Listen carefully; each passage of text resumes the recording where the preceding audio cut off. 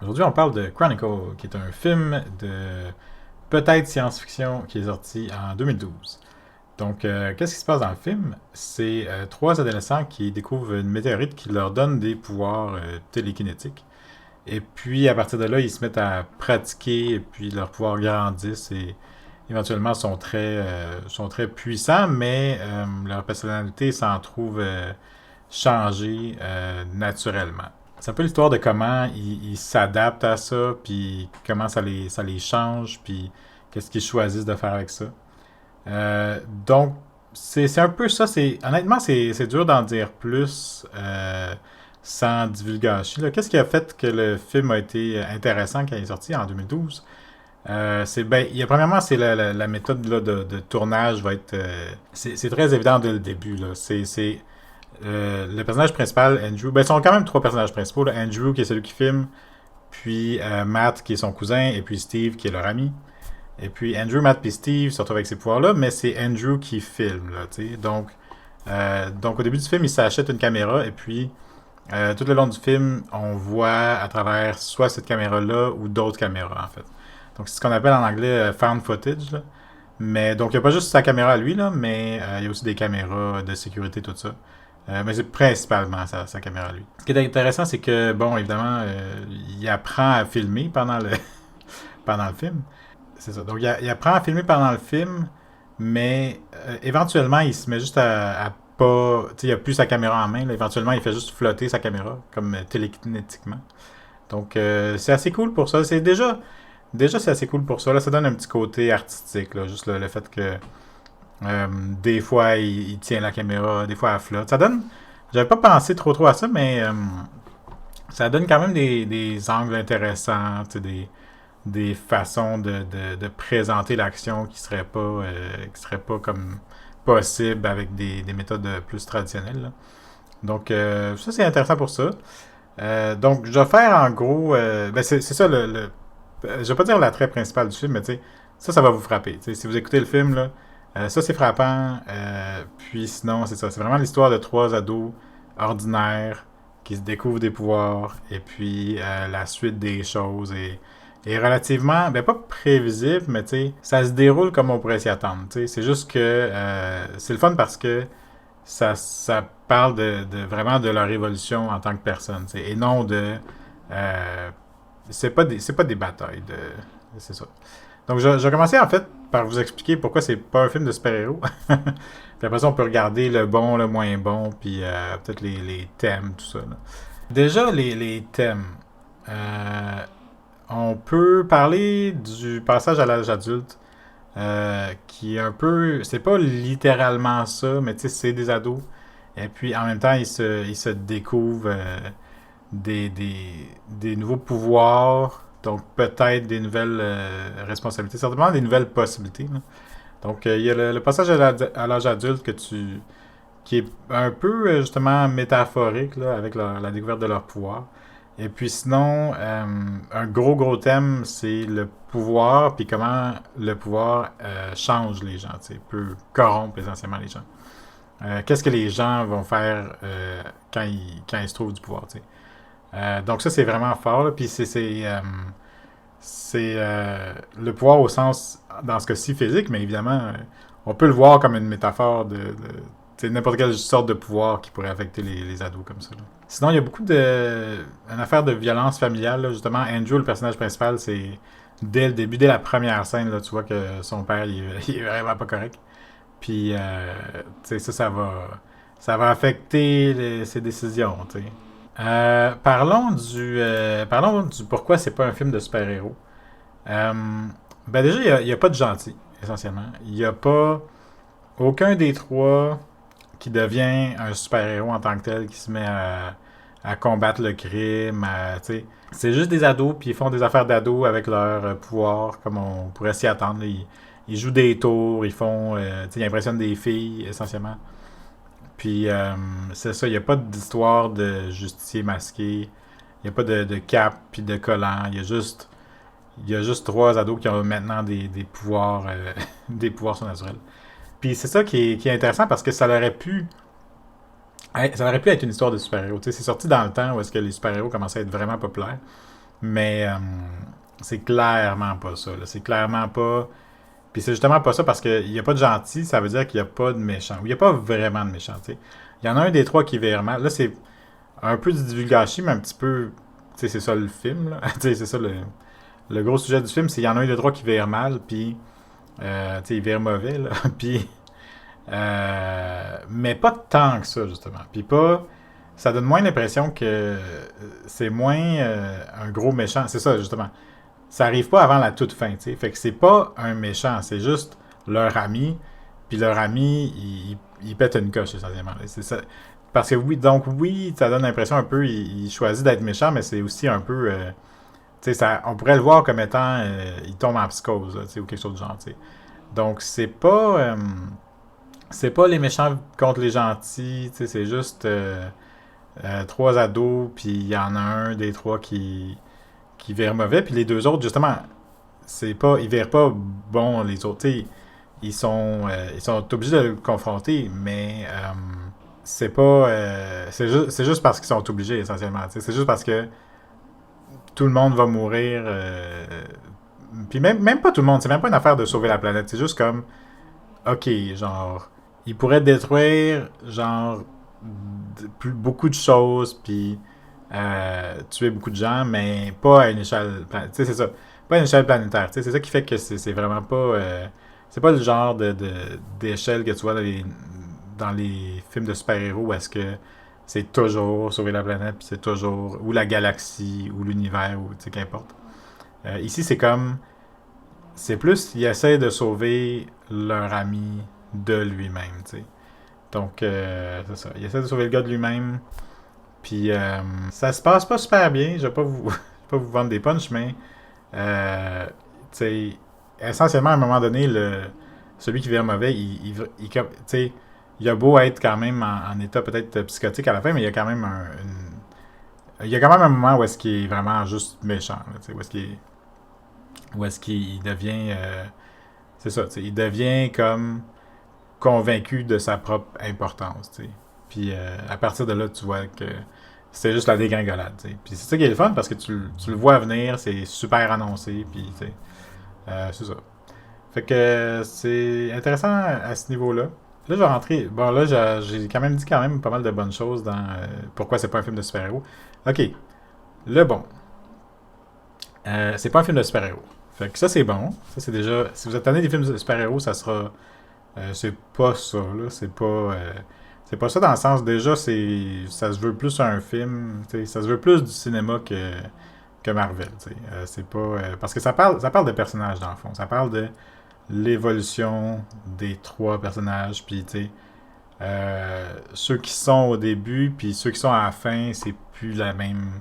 C'est plus la même game. C'est plus les mêmes personnages, puis tout est un petit peu mis en relief, peut-être, juste par le fait qu'ils obtiennent ce pouvoir-là. Euh, Fait que ça c'est vraiment le fun là, au niveau psychologique. C'est bien plus une expérience de et si. C'est pour ça que je le mets dans la catégorie science-fiction dans ma tête, parce que c'est comme et si on donnait un énorme pouvoir à trois ados arbitraires, n'importe qui, à trois kidam. Puis c'est ça, il passe de l'immaturité à une certaine forme de maturité, ou en tout cas une forme de changement, c'est ça. Puis après ça, sinon, les scènes d'action sont plutôt rares, mais sont quand même cool. Surtout pour 2012, là, comment dire ça? Ils font des choses avec la caméra, puis avec le contexte que tu pourrais pas voir dans d'autres films. Il y a aucun autre. Il y a juste ce film-là qui peut faire ça. Fait que ça, c'est cool. T'sais. Puis à un moment donné où est-ce qu'ils se mettent à voler, puis juste ça, c'est super cool. T'sais, ils se mettent à voler dans le ciel, puis à travers les nuages, puis tout ça, puis juste ça, c'est super cool. C'est super c'est le fun à regarder, puis tu comprends viscéralement, surtout avec justement la caméra là, qui les suit tout le temps vraiment de proche. Tu vois ça, c'est viscéralement agréable. T'sais. Fait que c'est ça, les moments agréables sont très, ben justement, sont très touchants ou sont très agréables, puis les moments désagréables, sont viscéralement, tu sais, euh, pas le fun, tu sais. Fait que ça, c'est vraiment cool pour ça. Puis, dans. C'est ça. Au niveau de la photographie aussi, au niveau des plans, c'est vraiment intéressant à cause du truc de caméra parce que il me semble que à peu près toutes les scènes ont juste un plan, tu sais, ou un plan en continu, tu sais, on fait juste suivre. Il y a une seule. C'est ça. Il n'y a pas de coupure la plupart du temps. Tu sais, des fois, oui, là, pour le. Tu sais, ils montent comme une caméra de sécurité à la place ou ils montent une autre chose, tu sais. Donc, c'est des scènes, oui, plutôt courtes, mais en même temps, ça fait changement de faire de la. C'est comme la fausse action qui vient du fait que tu changes tes plans tout le temps, tu sais. Ça, il n'y a pas de ça. Donc, c'est un peu. C'est beaucoup plus terre à terre, justement. Tu sais, c'est observer quelque chose d'irréaliste, mais d'un point de vue terre à terre, tu sais. Puis finalement, la dernière raison, pourquoi c'est bon, puis que je pense que ça vaut vraiment la peine de l'écouter, c'est que ça parle de fascisme, en fait. Attention! Soudainement des nazis. Mais c'est ça, celui qui vire mauvais, euh, il vire fasciste. Là, il dit des choses du genre nous sommes l'évolution, nous sommes rendus la race humaine supérieure, l'évolution supérieure de la race humaine. Ce qui n'a pas vraiment de sens considérant que ça vient clairement d'une météorite. Là.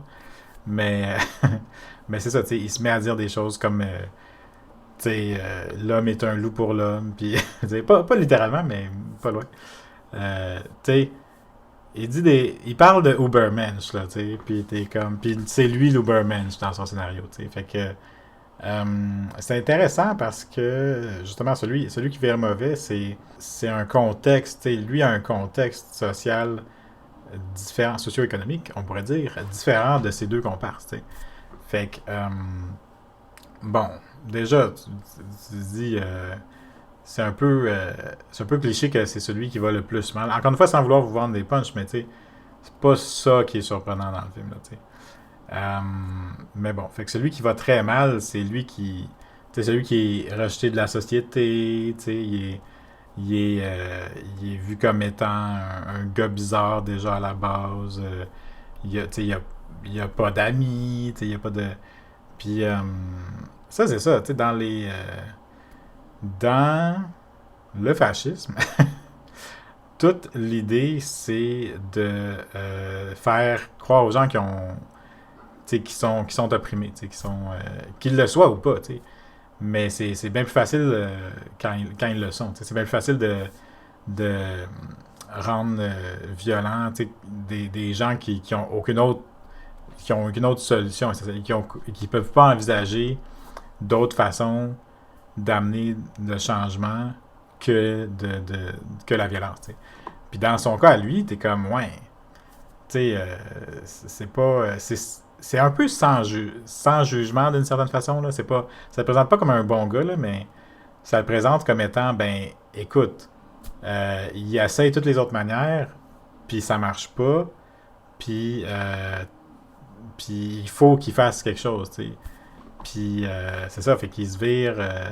Il finit par se convaincre lui-même euh, qui est la victime. Ben déjà, il part avec l'idée qu'il est la victime, là, mais en se convainquant encore plus d'être la victime, puis d'un autre côté d'avoir maintenant le pouvoir, il se permet il se donne, il se légitimise dans sa propre tête à la violence. T'sais. Fait qu'il il légitimise l'usage de son pouvoir à des fins violentes, là, tout ça. Puis c'est ça, c'est du fascisme, là. C'est ça que c'est, là, tu sais. Fait que c'est quand même cool. Ben c'est ça. C'est à l'échelle, appliqué à l'échelle sociale, c'est ce qu'on peut appeler du fascisme. T'sais. Donc lui, c'est comme si il vire nazi, mais vu qu'il a des pouvoirs surnaturels, ben ça fait en sorte qu'il ait sa propre armée. T'sais. Fait que c'est ça. Puis mais c'est ça. Ce qui est intéressant justement, c'est que ces deux amis, il essaie jamais de nier ça, tu sais, le fait que ça va pas bien pour lui. Tu sais, il essaie jamais de le traiter comme un autre, tu sais, comme étant à l'extérieur de leur gang. Tu sais, c'est juste comme il fait partie de nous, mais il est parti dans une mauvaise direction, puis tu sais, il est encore lui, mais il faut juste lui faire voir raison, tu sais. Euh, mais bon, évidemment, rendu là, il est rendu trop loin dans sa propre psychose, mais sa psychose nazie. Mais, tu sais, ça reste que euh, ils vont pas, c'est ça, ils vont pas le traiter comme un ennemi, c'est ça. Puis ça reste, c'est ça qui rend ça intéressant, tu sais, parce que quand tu connais des gens qui vont, qui justement, qui finissent par, tu sais, avoir des croyances bizarres, tu sais, ben ça reste soit tes amis ou ta famille ou tu sais, puis tu peux pas juste, tu sais, tu peux pas juste les couper de ta vie ou leur faire violence, ben tu veux pas, tu sais. Puis c'est ça, tu sais, fait que c'est un peu, ils ont un peu le même dilemme à une échelle réduite. Fait que dans un sens, les thèmes sont très forts puis sont très métaphoriques, tu sais. Fait que ça c'est pour ça que je vois plus ça comme de la bonne science-fiction en fait. C'est ça, c'est vraiment pas là. En tout cas, moi, j'ai vraiment pas vu comme étant tu sais, Superman contre Spider-Man. Tu sais, c'est pas. Non. C'est des ados, puis ils ont du pouvoir, puis ça les affecte d'une manière prévisible. Puis il faut qu'ils gèrent ça, tu sais. Puis le film finit, puis c'est pas le fun, là. Il y a personne qui est content à la fin, là, tu sais. C'est ça. Puis il y a personne qui a gagné. Il y a juste. C'est juste. C'est juste la tragédie totale, là, tu sais. Donc ça, c'est le bon. Pour ce qui est du moins bon, j'ai écrit progression un petit peu trop rapide. Bon, la progression un peu trop rapide, ça c'est le gars qui vire mal, là, essentiellement. Euh, c'est, c'est, il manque, j'ai vu des critiques qui disaient il manque un petit quelque chose, il manque un petit 15 minutes là, tu sais, pour vraiment juste passer de comme être fâché contre la société à, tu sais, à un moment donné, hmm, comment dire ça sans gâcher la surprise? À un moment donné, il se met à péter des gueules, tu sais. Puis pas, justement, pas, pas des criminels, puis pas pour faire la justice, là, juste pour se venger, tu sais. Fait qu'à un moment donné, il se met à se venger de tout le monde qui l'a fait chier, puis c'est ça. Puis ça devient plutôt sanglant, en fait, plutôt rapidement. Fait qu'il manque juste un petit 15 minutes, tu sais, mais c'est à cause de ce bout manquant-là qui fait... Ça donne plus l'impression, justement, qu'il tombe en psychose ou quelque chose du genre, tu sais, tandis que on pourrait le voir comme une progression possible s'il avait comme montré vraiment la progression et non pas juste maintenant il se met à péter des gueules pour se venger, là. Euh, donc c'est ça. Donc ça c'est juste un petit. Tu sais, le film est déjà court à 2 heures, puis je suis d'accord avec les autres critiques que tu sais, il aurait pu se rajouter un petit 15 minutes pour y. Juste pour y donner un petit peu plus de jus là, pour son espèce de descente infernale, là. Mais c'est honnêtement, c'est un peu ça. Bon, moi j'ai entendu. C'est ça, moi on parle souvent de caméra qui shake comme étant le pire fléau du cinéma, là. Euh, tu sais, puis au début, la caméra shake un peu, mais tu sais, juste pour dire, elle se met à flotter après ça, là. Fait que c'est pas une affaire de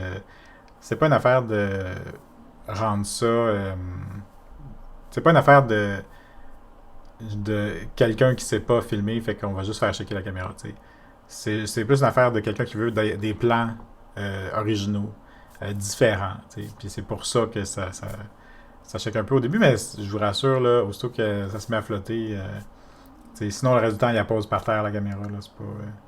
ça fait qu'il y a très peu de shakeage là-dedans. Voilà, une vidéo plutôt courte, je pense, pour aujourd'hui.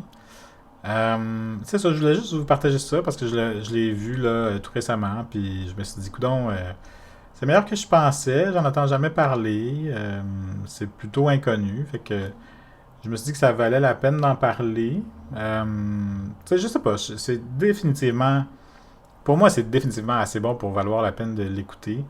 Après ça, bon, est-ce que c'est un chef-d'œuvre qui mérite des Oscars? Je sais pas, mais côté science-fiction, je trouve que ça marche bien quand même. Ça marche quand même bien. Fait que c'est ça, si vous l'avez vu, évidemment, n'hésitez pas à laisser un commentaire pour dire qu'est-ce que vous en pensez. Puis sinon, merci de liker, comme d'habitude. Likez, inscrivez-vous si c'est votre première fois. Puis sinon, à la semaine prochaine.